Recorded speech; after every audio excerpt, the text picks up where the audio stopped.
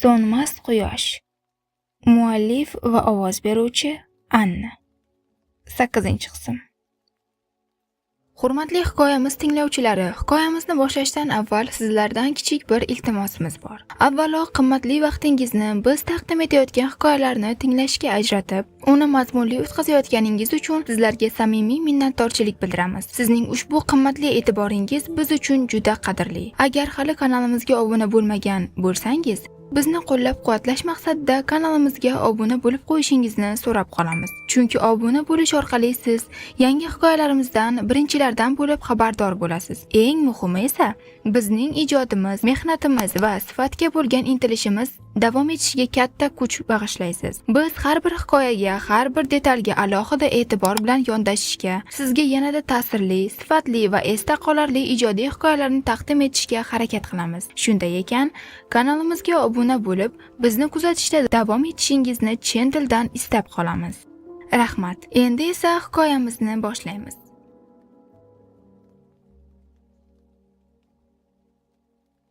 Zokirni chaqirdim. Kelib, onasi va xotinini olib ketar ekan. 2 daqiqada nima yuz berganiga tushunmay ham qoldim. Hafsa? Labbay. O'qishga kirmoqchiman deb, shuni nazarda tutmoqchi bo'lgan ekansan-da demak. Qishloqda ham odamlarga yordam berib yurganmisan? To'g'risini aytadigan bo'lsam, xuddi shu holat birinchi marta otamda yuzaga kelganida oilaviy qo'rqib qolgandik. Bilasiz, chekka joyda tez yordam kelishi qiyin masala. Kelganiga yarasha bu savodsizlar otamni silkitib battar nafas yo'lini siqib qo'yishgandi. Shundan keyin o'zim odamlarni davolash yo'llarini o'rganishni boshladim. Ahror sekin bosh irg'agancha xotinining gaplarini tingladi. Balki uni o'qitish bo'yicha imkoniyat yaratib berishni o'ylagandir. Birdan tashqaridan kelgan Zokirning ovozidan ikkisi ham sergak tortdi. Onajonim. Hafsa shoshib barmog'ini labiga bosdi-da, past ovozda ogohlantirdi. Sekinroq, mehmonxonada dam olyaptilar. Zaynab esa xonamda. Zokir shoshib onasining yoniga kirib ketdi. Hafsa esa hovlini yig'ishtirishga kirishib ketdi. Lekin Ahrorning qulog'i 2 xotinning gaplariga quloq tutdi. Bu qanday bo'ldi o'zi Zaynab? Tuppa tuzuk yurgan ayolda tutqanoq bo'lishi? O'zi ertaga chet eldan mehmonlarim keladi. Sizlar bo'lsa muammo yaratishdan boshqasini bilmaysizlar. Ataylab qilmadim-ku? Tavba, o'zi nega kelishyapti ekan? Kimligimni unutdingmi? Turkiyada mol qo'y terisi bilan shug'ullanaman-ku. Shunday odamning tarixini bilishga ko'pchilik qiziqadi-da. Ahror sekin eshikdan uzoqlashdi-da, qo'liga telefonini oldi.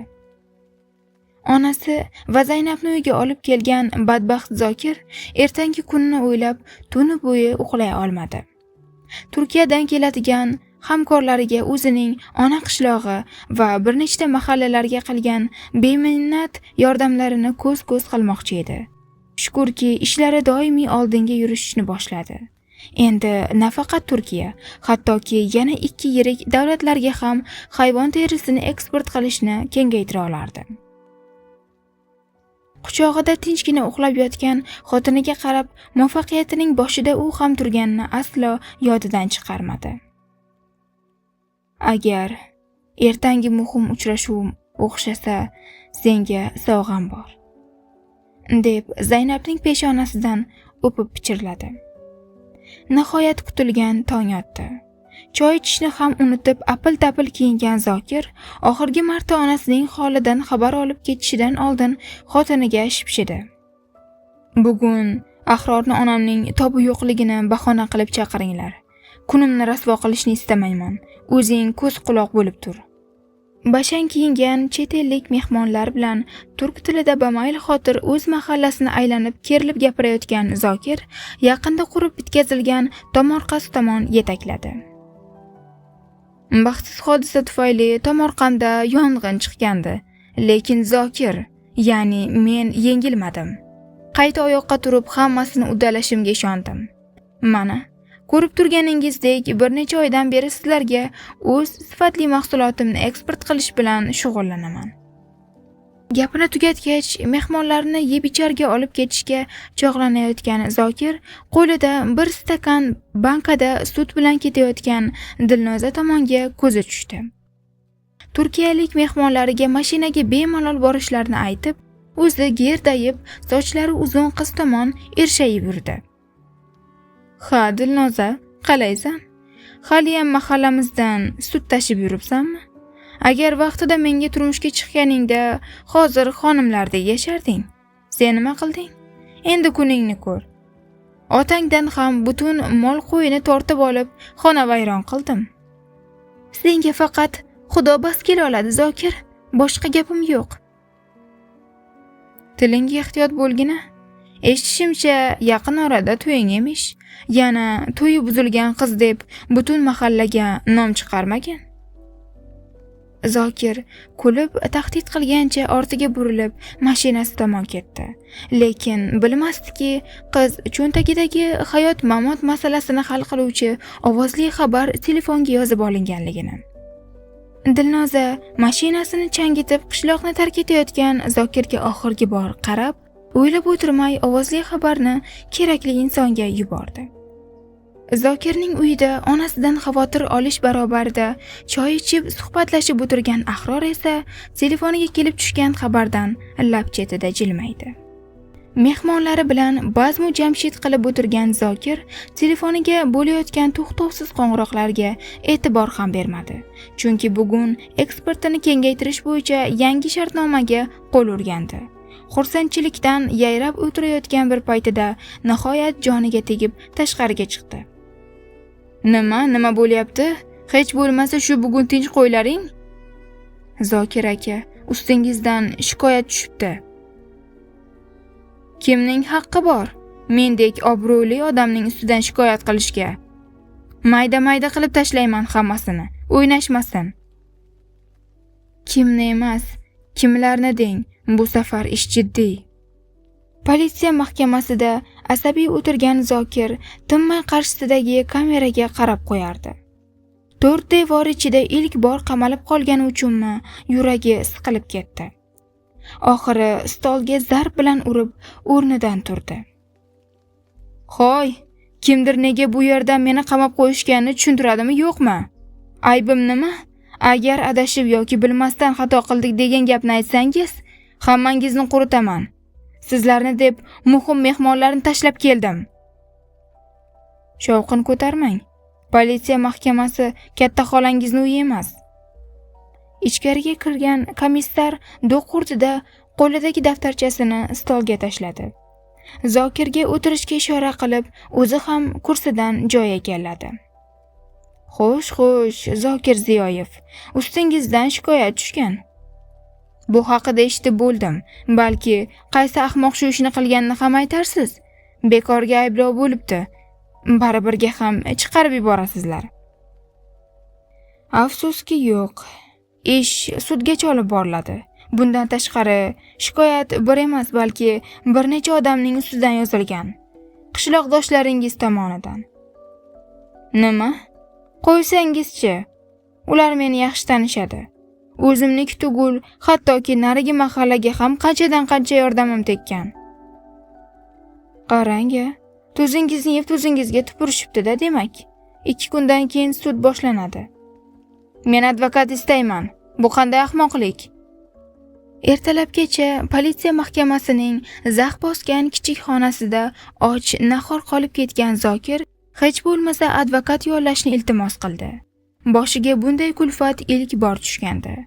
Yig'lab yuborgudek holatga yetib kelgach, lekin shunga qaramay arzimas berilgan ovqatni ham yeyishdan bosh tortdi. Ertaga sud, lekin u nega qishloqdoshlari ustidan shikoyat qilganini bilmasdi. Shu payt eshik ochilib, ichkariga kechagi komissar kirib keldi. Qo'l tegilmagan likopchadagi ovqatga qisqa ko'z tashlab, kinoya bilan shunday dedi. Yaxshisi ovqatlanganingiz ma'qul. Ertagacha yashab qolishingiz kerak. Hali yana bir kuningiz bor, janob Ziyoyev. Menga advokat kerak. U bilan gaplashmoqchiman. Nega hech kim ogohlantirmayapti? Ko'r-ko'rona ish ko'ra olmaysizlar-ku. Xotinim advokat, hech bo'lmasa uni chaqiringlar. Gap bu yoqda deng. Mayli, buni ham aniqlaymiz. Lekin yoningizga kimdir kirishiga umid ham qilmang. Mahkama hattoki shu imkoniyatni ham sizdan uzdimi? Demak, aybingiz katta. Mahkamaga tushganligi haqidagi xabarni olgan Ahror deraza ortidan endi yorishgan quyosh soyasiga tikildi. Qo'lidagi konvertni shirin uyquda uxlab yotgan Hafsaning yotog'i yoniga qo'ydi-da, o'zi amalga oshirish kerak bo'lgan ish bilan uydan chiqib ketdi. Eshikning chertilgan ovozidan uyqusirab ko'zlarini ochgan Hafsa sekin o'zini ko'tarib oldi. Quyosh allaqachon chiqqan, Ahror chiqib ketganmikin deya vijdoni qiynaldi. Oxirgi paytlar juda toliqib qolgani uchun uni tongdan ishga ham kuzatib qo'ya olmayotgandi. Lekin yostig'i yonidagi kichik oq konvertga ko'zi tushgan Hafsa qoshlarini chimirib uni qo'liga oldi. Konvertda Hafsaning Toshkent med yo'nalishiga o'qishga kirgani va ertadan darslar boshlanishi haqidagi xabar yozilgandi. Hafsa ko'zlariga ishonmay qayta o'qidi. Oxiri qo'liga telefonni olib, shartta Ahrorga qo'ng'iroq qildi. Xayrli tong, o'ylaganimdan tez uyg'onibsan. Nimadir uyqungni qochirdimi deyman. Bu sizning ishingizmi? Konvertni nazarda tutyapman, lekin qanday qildingiz? Axir hech bo'lmaganda test degan narsalarni yechib chiqmadim-ku. Borganim bilan hech nimani bilmasam. Ko'zlaringdagi xavotir va ishtiyoqni o'sha kechada ko'rgandim. Senda qiziqish bor, shunchaki bor va o'rgan. Ayolimning eridek oliy ma'lumotli bo'lishini istayman xolos. Politsiya mahkamasidan to'g'ridan-to'g'ri sud zaliga olib kelayotganda Zokir tund holatda o'yladi. Ishqilib, komissar Zaynabga u haqida xabar bergan bo'lsin-da degan umidi hali ham so'nmagandi. Ichkariga tortqilab olib kirishlari bilan atrofda o'zining va qo'shni mahalladagi qishloqdoshlarini uchratdi. Panjaraga kirishdan oldin ko'zlari unga hissiz nigoh bilan qarab turgan Dilnozaga tushib, o'rnida qotib qoldi. Sekin-sekin anglashni boshlaganida ichkariga sudya kirib keldi. Hurmat! Atrofdagilar sekin o'rinlaridan turishdi. Zokir ham kishanlangan qo'llariga e'tibor bermay o'rnidan turishga majbur bo'ldi. Demak, sudni ochiq deb e'lon qilaman. Jabrlanuvchi, marhamat, o'rtaga chiqing va bizga batafsil tushuntirishingizni so'rab qolgan bo'lardim. Zokir bir necha oy oldin tahdid qilib mol qo'yini undirib olgan Mirza aka o'rtaga chiqayotganini hisob-kitobli nigohda kuzatdi. Bu qo'rqoq odam qanday qilib bu yerga kelishga jur'at etdi ekan deb ham o'yladi. Agar shu yerlardan eson-omon chiqib olsa, aniq dodini beradi. Jabrlanuvchi, marhamat, gapirishingiz mumkin. Hibsdagi ayblanuvchi Zokir Ziyoyev sizga nima qilgan? Bir necha oy oldin men va oilamga tahdid qilib, mol qo'yimni undirib oldi. Agar rozi bo'lmasam, qizimga ham nimadir qilishini aytdi. Nega oldinroq kelmadingiz? Mahalla oqsoqoli qayerga qarayapti o'zi? Pora janob sudya, hozirgi kunda pul hamma narsani hal qiladi. Baxtimizga hozir Toshkent shahridamiz. Qizimdan tashqari necha ota-onaning farzandlari ham bundan aziyat chekkan ekan. Shunga hech kim qizini ko'chaga chiqarmay qo'ydi. Isbot dalilingiz bormi? Agar bu tuhmat yoki uyushtirilgan bo'lsa, jarimaga tortilasiz. Sud zali tomon shoshib ketayotgan Zaynab ichkariga kirmasidan egniga advokatlar kiyimini ilib qo'yishdi. Hech nimaga tushunmay anqayib turgan Zaynab gapirdi. Nima qilyapsiz? Men erimning yoniga keldim. Bu qanday bema'nilik? Hattoki sud ekanligini oila a'zolariga ogohlantirmabsiz. Yana buni kiydirganingiz nega? Zokir Ziyoyevga qarshi ishda advokatsiz xonim. Eringizga qarshi ish ko'rishni o'zingiz tanlabsiz. Bu yog'ini ichkarida bilib olasiz. Ichkariga kirishga majbur qilingan Zaynab qo'llari kishanlangan, 2 kunda yuzdagi nuri qochib, ozib ketgan eriga qaradi. Oldinda bir erkak qo'lidagi hujjatlarni sudyaga topshirib, gaplarni davom ettirdi. Sudya janoblari, Hujjatda barcha ma'lumot va ovozli xabarlar ham mavjud. Bu qanchadan qancha pullarni suiiste'mol qilgan. Hali buni xomtovoqlari ham bor.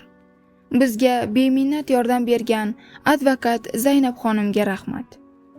Xotinining ismini eshitgan Zokir sapchib o'rnidan turdi. Eshik yonida qora xalatda turgan Zaynabni ko'rib, bu haqiqat ekanligini tushundi. Sevdim deb yurgani orqasidan pichoq urgan ekan. Lekin nega? Balki Ahror uchundir. Hozir shu panjaradan boshqa hech narsa uni ushlab tura olmasdi. Jahlini bosishga urinib, ko'zlarini chirt yumdi. Ovozli xabarlarni birin-ketin eshitayotgan sudya qo'llari kishanlangan ayblanuvchiga qahr nigohi bilan qarab turdi. Zaynab talvasada eri tomon yugurib, o'zini oqlashga harakat qildi. Zokir, men hech nima qilmadim, ishoning. Axir sizni sevaman-ku. Kim o'z eriga shu ishni ravo ko'radi? Sen ilon. Yaxshisi ko'zimga ko'rinmay tur. Agar chindan ham qamaladigan bo'lsam, og'irroq jazo olsam ham seni burdalab tashlash uchun qaytaman. Kabinetda kameradan barini tomosha qilib, bamayli xotir o'tirgan Ahror ruchkasini zarb bilan stolga qo'ydi. Nihoyat uzoq kutgan rejasidan biri amalga oshganidan ko'ngli tinchidi. Lekin bu hali boshlanishi. Endi navbat Zaynabga. Xayollaridan chalg'ib, qo'ng'iroq bo'layotgan raqamga qaradi. Xafsaligini bilib go'shakni ko'tardi. Narigi tomondan ayolining quvonchli ovozi ichida iliqlik tarqatib yubordi. Ahror, aytsam ishonmaysiz. Qizlar bilan juda tez chiqishib ketdim. Darslar sifatini aytmasam ham bo'ladi. Birinchi kundan o'qituvchimiz maqtadi. Siz ham erkalab qo'ymaysizmi? Xuddi kutilganidek sudya so'nggi javobini aytgach, butun aholi yuziga tabassum yugurdi. Sababi Zokirga 4 yil qamoq jazosi o'tash bo'yicha buyruq berilgandi. U esa ko'zlaridan tinmay yosh oqayotgan Zaynabdan nigohini uzmadi. Birdan yoqasidan tortqilab, panjaraga yopishtirdi-da, yaqinroq egilib, xavfli pichirladi.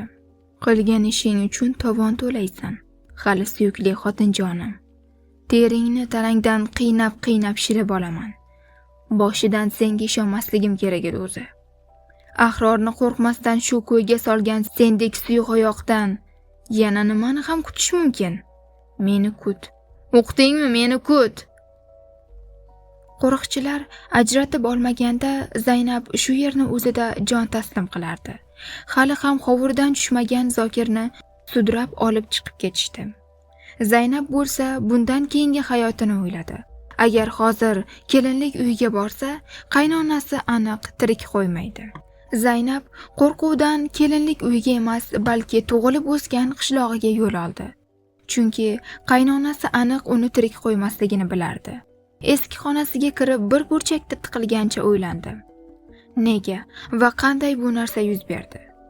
Hech nimadan xabar yo'q Hafsa xush kayfiyatda o'qishga kirgani haqida birinchi ota-onasiga aytish uchun kirib keldi, lekin muhitning tundligi unga boshqacha ta'sir qildi. Nima bo'ldi? Oyi, dada, nega kayfiyatingiz yo'q? Tinchlikmi ish qilib? Singling keldi. O'zing gaplash Hafsa.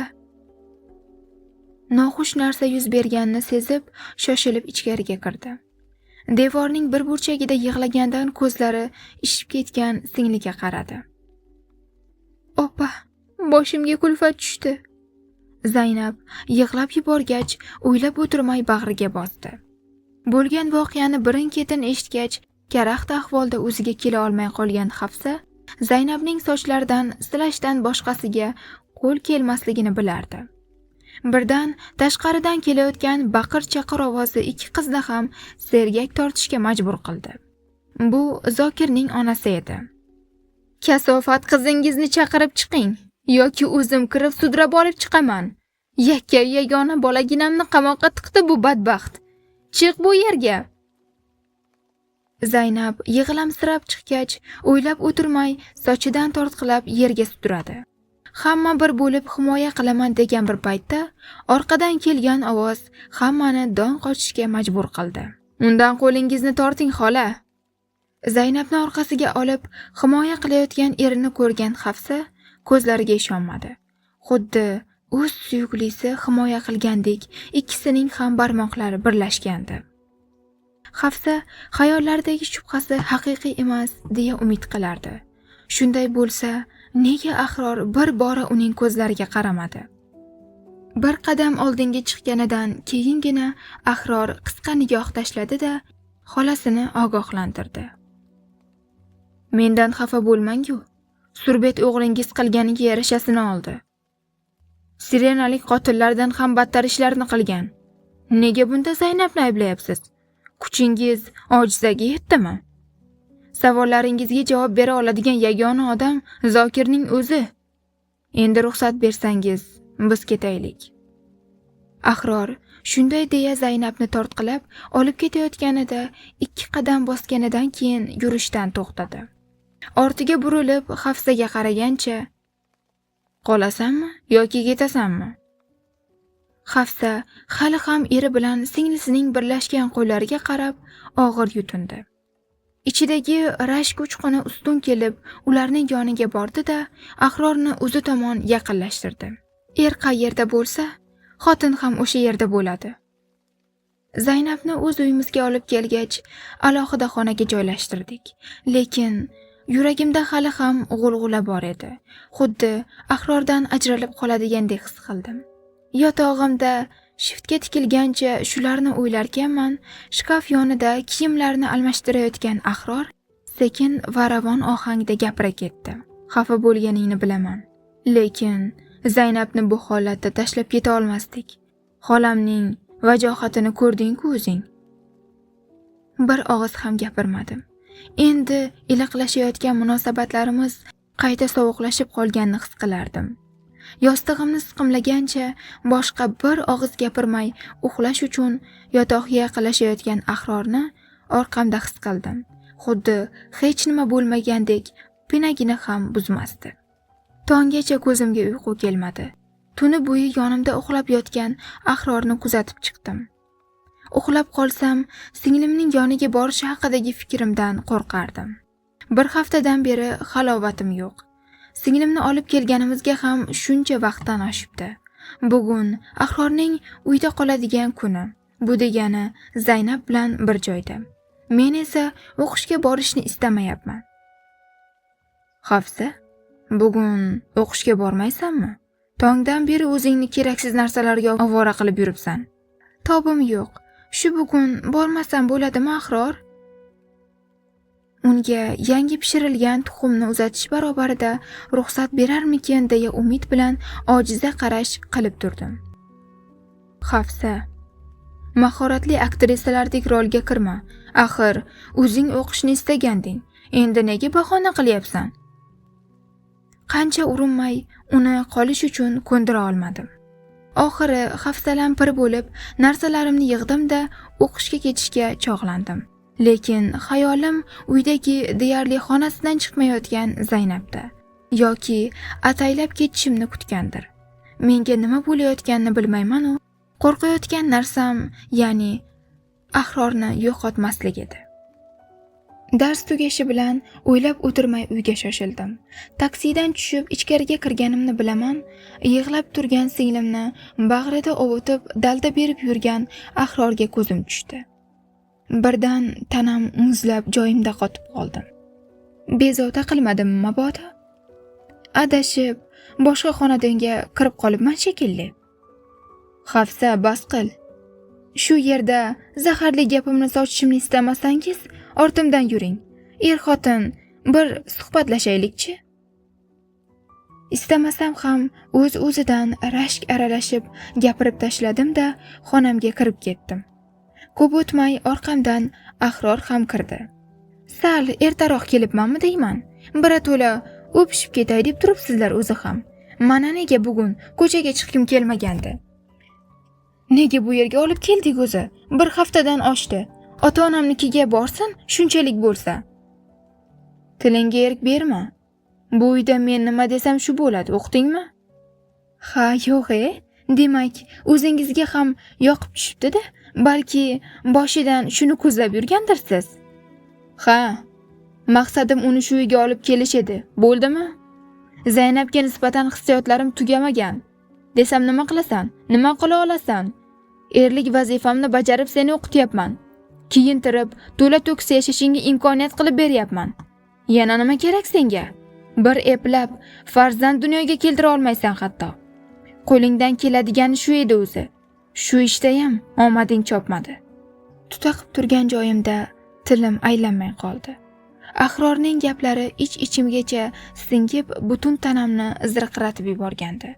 Bu mening sevgilimmi deya qayta-qayta ko'zlariga tikildim. Jahlim chiqqani uchun shunday dedim. Aslida seni sevaman, Hafsa deyishini kutgandim. Lekin xona eshigi yuzimga yopilganini eshitdim xolos. Jahlim chiqdi. Xo'rligim keldi. Oxiri turgan joyimdan pastga tushib, egnimga paltoni kiyib oldim. Eshikni ortidan zarb bilan urib uydan chiqib ketdim. Yomg'ir yog'aman deb turgan havoga qaramay, boshim oqgan tomonga ketdim. Ahrorning gaplarini ko'tarish og'ir edi. Endi hammasi iziga tushgandi degan bir paytda yana boshidan boshlandi. Axir qancha harakat qildim. Dugonamning uyiga boray desam, hali tuzuk do'st ham orttirib olmagandim. Ota-onamning uyiga boraymi? O'zi mendek bosh dardisar yetmay turgandi. Balki universitetim yonidagi kutubxonaga borishim kerakdir. U yerning eshiklari doim ochiq bo'ladi. Taksi to'xtatib turganimda hamyonimdagi Ahror va o'zimning suratimni ko'rib, fikrim bo'sh qoldi. Men nima qilyapman o'zi? Sevgan yorimning jahl ustidan aytgan birgina gapiga achchiq qilib, koshonadek uyimni tashlab ketmoqchimanmi? Ahror men uchun nimalar qilmadi? Doim ko'nglimga qaradi. Ketish kerak bo'lgan inson bitta. U ham bo'lsa Zaynabdir. Ahrordek erimni berib qo'yadigan anoyilardan emasman. Lekin ortimdan chiqmadi. Hattoki qo'ng'iroq qilmadi. Balki ayb o'zimdan o'tgandir. Menimcha oshirib yubordim. Qaytib borishim kerak. Afsus, nadomat bilan ketish fikrimdan qaytib orqaga chekindim. Ko'nglim og'irlashib qoldi, chunki ahrorimni tashlab chiqdim. Qayta borib kechirim so'rayman deya shoshib uyga kirdim. Ahrorim bo'ynimdagi sharfni ilgichga ilib, atrofdan erimni izlashni boshladim. Yotoqxonadan kelayotgan ikki insonning ovozi e'tiborimni tortdi. Oxir-oqibat meni tanlashingizni bilardim. O'zi opam bilan hech qachon baxtli bo'lmagansiz. Mana ko'rdingizmi? Yana siz bilan o'zim qoldim. Bilaman, xato qildim. Bundan ming pushaymonman. Keling, barini boshidan boshlaylik. Eshik ortidan lablarim titrab, Zaynabning so'zlarini tinglarkanman. Ahror orqaga chekinib, uni jerkib berishini va meni sevishini baralla aytishiga umid qilgandim. Lekin o'rniga ikkisining lablari birlashganini o'z ko'zim bilan ko'rdim. Shu onda bari yakson bo'ldi. Agar sizlarga taqdim etib kelayotgan hikoyalarimiz manzur bo'lib, qalbingizdan joy olayotgan bo'lsa, biz bundan juda mamnunmiz. Shunday hikoyalar sonini yanada ko'paytirish, qalbga taskin beradigan, manfaatli va sifatli ijodiy ishlarni davom ettirish uchun ushbu kanal ortida mehnat qilayotgan ijodkorlarni qo'llab-quvvatlashingiz biz uchun juda muhim. Ekraningizda ko'rsatilgan karta raqamlariga donat qilish orqali siz ham ishimizni yanada tezroq, sifatliroq va eng muhimi davomiy bo'lishiga o'z hissangizni qo'shgan bo'lasiz. Sezib turganingizdek, bizning kanalimiz boshqa kanallardan farqli ravishda hikoyalarning har bir tomonlama sifatiga alohida yondashadi. Ularni sifatli, ta'sirli va qalbga yaqin tarzda yetkazishga harakat qiladi. Bunday mehnatning davom etishi esa albatta siz aziz tinglovchilarning qo'llab-quvvatlashingizga bog'liq. E'tiboringiz va qo'llab-quvvatlashingiz uchun chin dildan rahmat.